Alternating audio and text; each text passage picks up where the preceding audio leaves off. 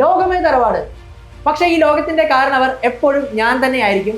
കാരണവർക്ക് എപ്പോൾ വെച്ചും എവിടെ വേണമെങ്കിലും എന്തുമാകാം. സത്യത്തിൽ എന്താണ് അമേരിക്ക എന്ന് പറയുന്ന കാരണവരും വെനസ്വേല എന്ന് പറയുന്ന കൊച്ചു രാജ്യവും തമ്മിലുള്ള പ്രശ്നം? ആൻഡസ് മലനിരകൾ, ലാനോസ് സമതലങ്ങൾ, കൂടാതെ ലോകത്തിലെ തന്നെ ഏറ്റവും ഉയർന്ന വെള്ളച്ചാട്ടമായിട്ടുള്ള ഏഞ്ചൽ വാട്ടർഫാൾസ്, ഇവയെല്ലാം കാണുന്നത് വെനസ്വേല എന്ന് പറയുന്ന രാജ്യത്താണ്. എന്നാൽ ഇതൊന്നുമല്ല അമേരിക്കയെ ആകർഷിച്ചിട്ടുള്ള കാര്യം. ലോകത്തിലെ തന്നെ ഏറ്റവും വലിയ എണ്ണ സ്രോതസ് കാണപ്പെടുന്നത് വെനസ്വേല എന്ന രാജ്യത്താണ്. വർഷങ്ങളായി ഈ എണ്ണ സ്രോതസ്സിന്മേൽ അമേരിക്ക കണ്ണും നട്ട് കാത്തിരിക്കുകയായിരുന്നു. 2014 നിക്കോളാസ് മെഡൂറോ എന്ന ഭരണാധികാരി അധികാരത്തിലെത്തിയ ശേഷം $100 ആയിരുന്ന ഒരു ബാരൽ എണ്ണയുടെ വില $30 കൂപ്പുകുത്തുന്നുണ്ട്.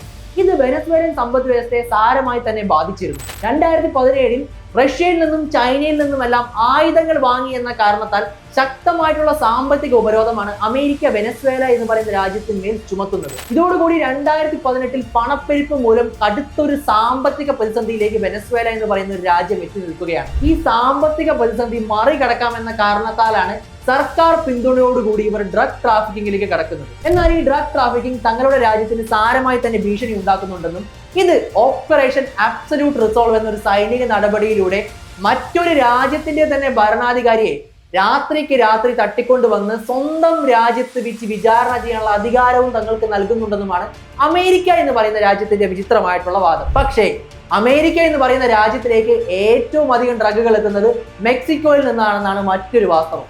നമുക്ക് കണ്ടു തന്നെ അറിയാം വരും ദിവസങ്ങളിൽ എന്താണ് സംഭവിക്കാനായിട്ട് പോകുന്നത്.